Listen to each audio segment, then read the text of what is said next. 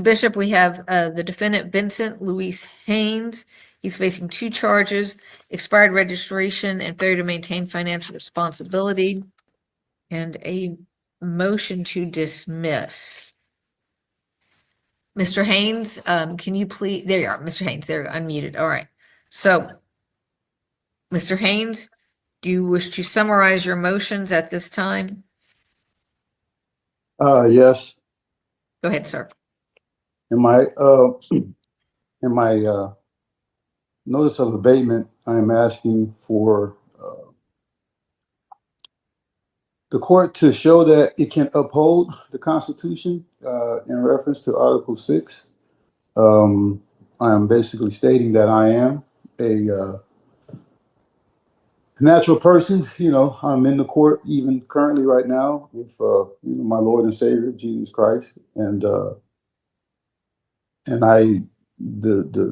notice of abatement just goes to the heart of the matter as to the jurisdiction, both subject matter and personal jurisdiction, and to make sure that these proceedings are done to assure equity and fairness. I realize that this court may not provide a remedy for me, and so at that point, I'm asking for adjunctive relief if that would be appropriate. Mr. Haynes, you're using terms that are civil terms. This is a criminal court. These are Class C criminal charges, which carry a fine as their punishment. This is not a court that gives a remedy to a defendant. You are charged with a citation. You are charged with a crime based on the actions of a police officer. Who did I offend? No, sir, hang on. I'm not done. Okay. So I want to make sure you understand you're using civil terms. The rules that apply in this court are the Texas rules of criminal procedure. And those are the rules that dictate how the hearings and trials will proceed. And it is the Texas laws which grant this court jurisdiction in these matters. I'll make sure you understand that. If you wish to continue to summarize anything, you may, but I want to make sure you understand you're using civil terms. This is a criminal court. Okay. Even in a criminal matter, ma'am, I still have a right to face my accuser. Again, that's what the abatement. Because this is a first setting, and if you plead not guilty, there will be a trial. But as you've seen here tonight, many people plead no contest or are guilty. Therefore, there is an opportunity to hear and have all the accusations presented in court. You just have not gotten there yet. Yeah, I don't understand that. Okay. Well, Mr. Bishop, does the state have any response to the abatement motion?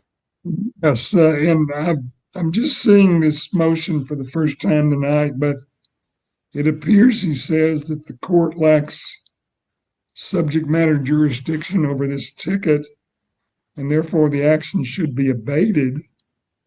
And I'm summarizing that.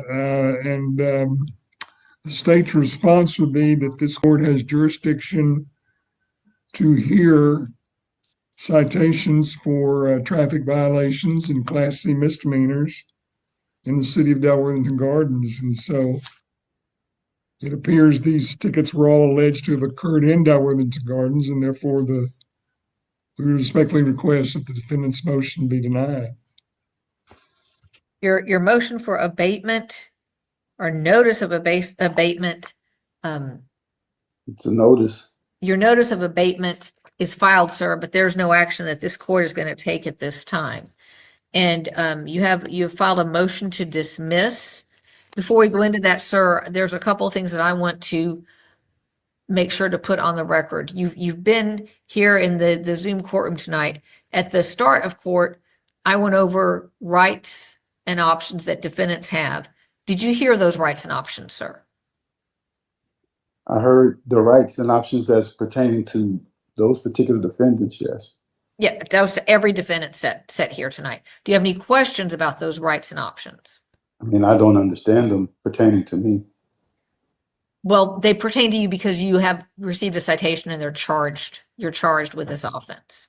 You may not agree with it and you may not like it, but they apply to you because you were in the city of Dalworthing and Gardens and received these citations. So that's how they apply to you. Now, as I warned everyone at the start of court, you have the right to be represented by an attorney. And if you wish to have time to consult with an attorney, please let me know and I will give you a pass until next month's docket. Otherwise, if you do not have an attorney hired to represent you, you will be held to the same standard as if you were an attorney. So at this time, sir, do you wish to represent yourself or do you wish to have a continuance to consult with an attorney? I'll represent myself. Okay. All right. All right. And if you do not have any other questions about the rights or options that I went over at this time, we can proceed now to the motion to dismiss. If you wish to present that at this time, you may summarize your argument for the court at this time. The motion to dismiss comes from the fact that I put a notice of abatement in, and I never got a response from my notice of abatement.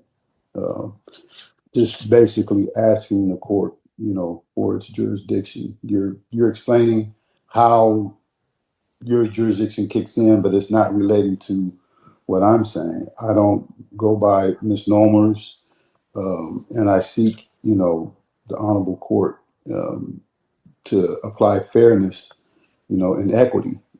This court does not state whether or not this is a court of equity. You're telling me right now that this is a criminal court. You're saying that this is a criminal case, and you're not really presenting a crime that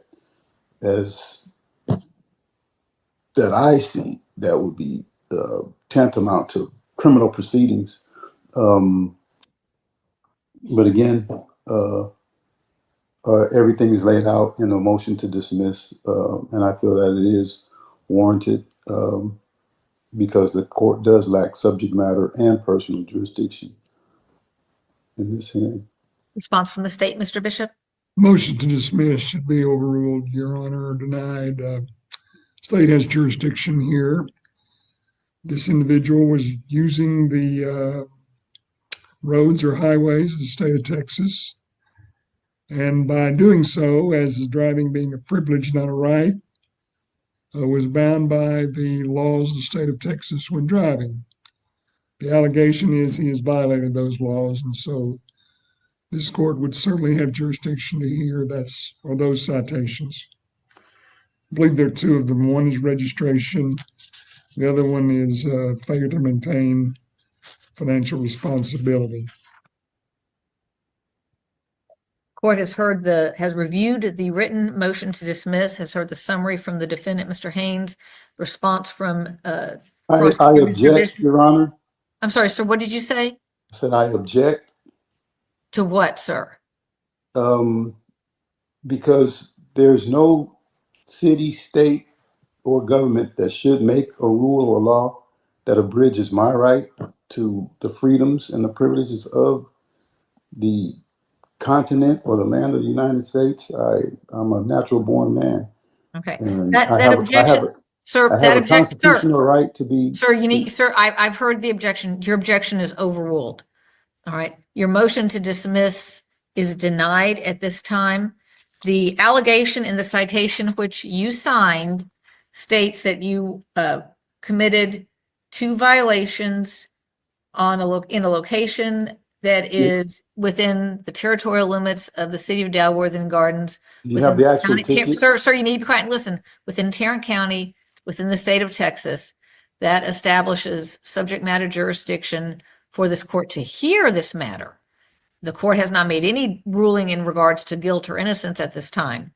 However, that does give the court authority to hear this case. Therefore, your motion to dismiss is denied at this time. Now, you have sir, the actual ticket, ma'am, that I mailed back in? I don't know if you mailed it back in or not, but I have the copy that you received notice at the time and that you signed it. And that is all that is required. I signed it under duress as well. All right, sir, are you ready to proceed to trial tonight? on your cases? Proceed to trial tonight? Yes, sir. This is the contest docket. You've indicated you wish to represent yourself, and you are facing the 2 charges of expired registration I need and to have failure a to trial by maintain. jury, man. It's still, everything's Okay, well, before. we're going to get to there. So to the charge of expired registration, how do you wish to plead, sir? Guilty, no contest, or not guilty? I make no plea, ma'am. I'm not pleading. I do not accept your jurisdiction. Well, that's the step to getting set for a jury trial, is if you're going to plead not guilty. Are you pleading not guilty and requesting a jury trial? There's no plea that I'm making. Therefore, the court will enter a plea of not guilty for you. And you've indicated you wish to have a jury trial. Is that correct, sir? The jury trial, yes. Okay, so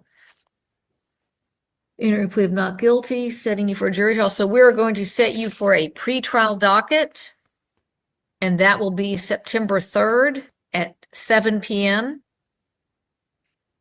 You will get a written pretrial order. You need to read it over. It explains what you need to do and the timing. If you have any motions that you want the court to hear as far as discovery or anything of that matter, they needs to be filed at least 14 days before the court, before the pretrial hearing.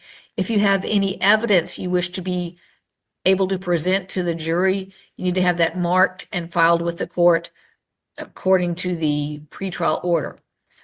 Once we have the hearing on September 3rd, you will be scheduled for a jury trial, which we have during the day. So make sure that when you come on September 3rd, you're aware of your schedule and any conflicts that you might have for September and October. Thank you. You will get a written pretrial order, and you'll get a reset notice. We'll see you back here on September 3rd at 7 p.m. You are released at this time unless you have any question regarding the scheduling, sir. You say back here, this is going to be on a Zoom call again? Yes, the pretrial will be on a Zoom call. Yes. Okay. And I'll have instructions relating to all of this as well. You'll get it all in writing. It'll be signed by me, and you should receive it early next week, if not earlier. All right. Okay. Just watch your email, check your spam folder, because there will be some attachments, so they might go to spam or junk if you have that. All right. If I have any questions, I'll make sure I call your clerk. Call, or you can send them in writing, either way. All right. All right. Okay. This concludes your hearing. You're released at this time. We'll see you back for your pretrial hearing September 3rd. Yep. All right, y'all. That wraps up this hearing. Mr. Haynes went back and forth a little with his sovereign citizen routine against Judge Hudson, but honestly, there's not much more that needs to be said about it. Nothing too out of the ordinary this time. I've got it marked on my calendar, though. He's due back in court on September 30th.